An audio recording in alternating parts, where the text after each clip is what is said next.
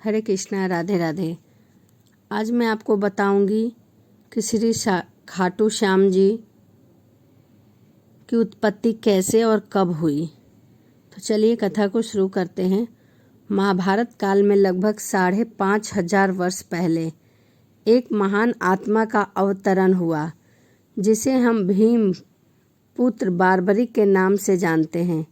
महिसागर संगम स्थित गुप्त क्षेत्र में 9 दुर्गाओं की सात्विक और निष्काम तपस्या कर बार्बरिक ने दिव्य बल और 3 तीर या धनुष प्राप्त किए। कुछ वर्ष उपरांत कुरुक्षेत्र में उपलब्ध नामक स्थान पर युद्ध के लिए कौरव और पांडवों की सेनाएं एकत्रित हुई।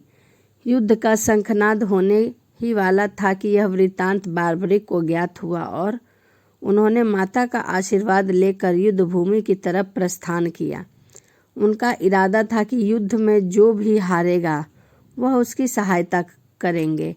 भगवान श्री कृष्ण को जब यह वृत्तांत का ज्ञात हुआ तो उन्होंने सोचा कि ऐसी स्थिति में युद्ध कभी समाप्त नहीं होगा।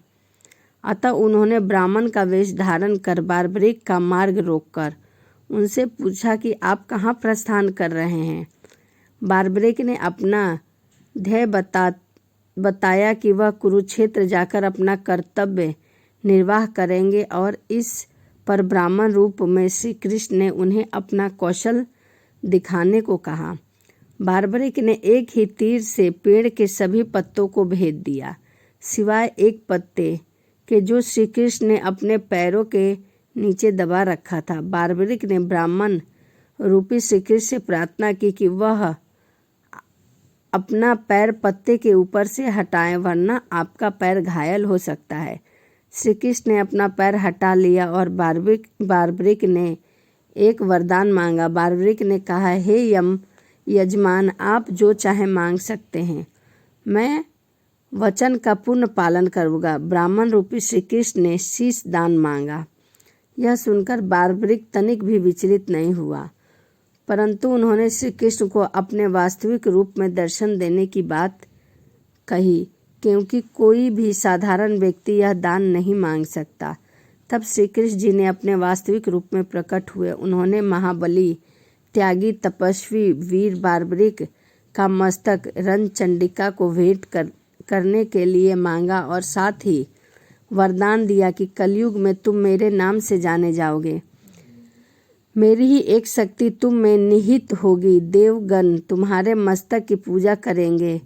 जब तक यह पृथ्वी, नक्षत्र, चंद्रमा और सूर्य रहेंगे तब तक तुम लोगों के द्वारा मेरे श्री श्याम रूप में पूजनीय रहोगे। मस्तक को अमृत से सींचा और अजर अमर कर दिया। मस्तक में संपूर्ण महाभारत का युद्ध देखा एवं युद्ध में निर्णायक भी रहे। युद्ध के बाद महाबली बार्बरिक श्री कृष्ण से आशीर्वाद लेकर वहां से चले गए।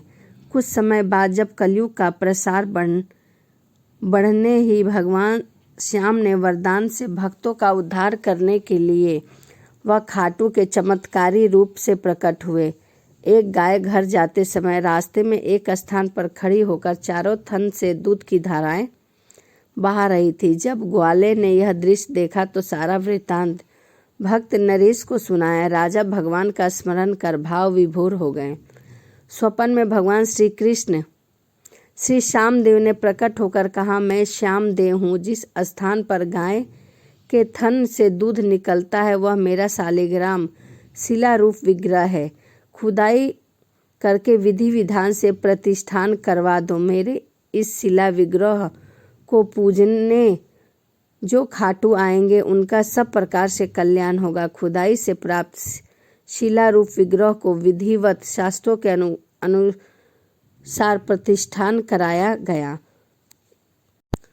चौहान राजपूतों ने नर्मदार कंवर हुई है, जिन्होंने इन विग्रह को आतताइयों के विध्वंस से बचाने हेतु झोपड़ी में रखा एवं सेवा पूजा की। औरंगजेब ने शासन काल में पुराने मंदिर का विध्वंस हो गया तथा उसके बाद जहां भगवान श्री श्यामदेव का विग्रह प्रतिष्ठा किया गया वह आज भी विद्यमान है, जहां देश के सभी कोने से श्याम प्रेमी पूजा अर्चना एवं दर्शन करने आते हैं। अब नर्मदा कंवर ने खानदान के ही चौहान राजपूत पुजारी हैं। तो ये खाटू श्याम की उत्पत्ति कब, कैसे और कहाँ हुई थी और इसकी क्या कथा थी, ये मैंने अपने कथा के माध्यम से, अपनी वीडियो के माध्यम से आपको पहुंचाया है। और आपको मेरी वीडियो कैसी लगी कमेंट ज़रूर करिएगा। राधे राधे। जय श्रीमन नारायण। जय खाटू श्याम।